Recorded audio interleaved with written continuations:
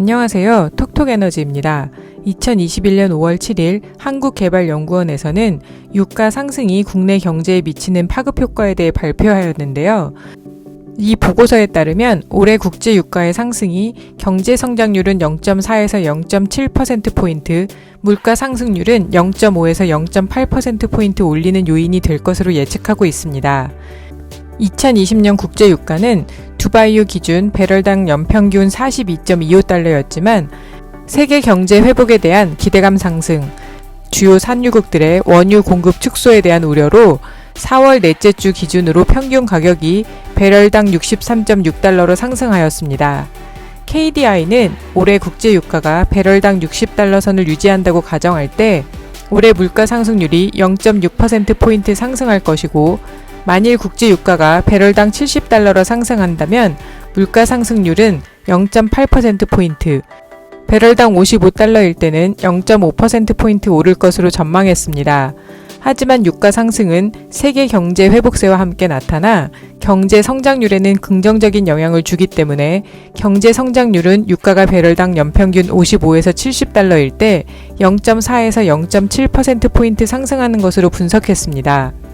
이처럼 유가는 상승했지만 이러한 상승이 비석유 제품 가격으로 전가되지 않는 경우 석유 제품을 중간재로 이용하는 기업이 대부분 비용을 부담해야 하기 때문에 국제 유가가 60달러로 상승할 때 기업 생산 비용은 0.7% 증가하고 가계 소비 지출 부담은 0.3% 증가합니다.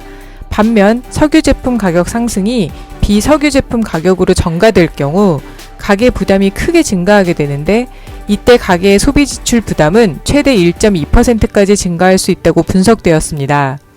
그러므로 국내에서 코로나19 확산이 가속화되어 경기 부진이 발생하고 국제 유가가 추가적으로 급등할 경우 유가의 영향을 크게 받는 상품에 대해서는 한시적으로 가계 부담을 줄일 수 있는 정책적 지원을 고려해야 하고, 장기적으로는 원유 및 석유 제품 의존도를 줄이는 노력을 지속할 필요가 있다고 제언했습니다.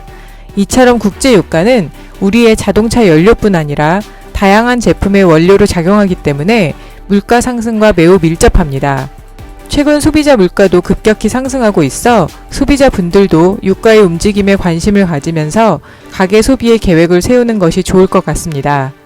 그럼 5월 2주 우리가 주요하는 가격 전망에 대해 설명드리겠습니다. 이번 주에는 휘발유는 가격이 소폭 하락하고 경유는 소폭 상승할 것으로 예상되지만 휘발유 가격 하락이 미미할 것으로 보여 주 초에 주유하시는 것이 좋을 것 같습니다.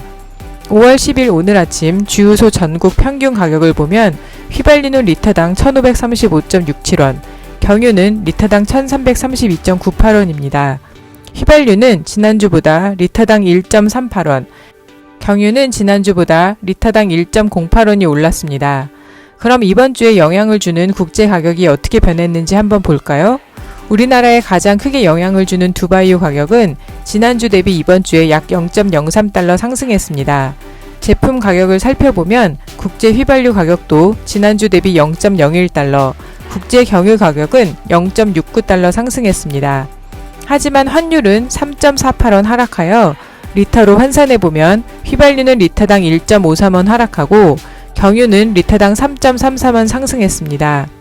이번 주에는 휘발유는 가격을 유지하거나 소폭 하락하고 경유 가격은 상승할 것으로 보이니 주 초에 주유하시면 좋을 것으로 보입니다. 이상 톡톡에너지였습니다.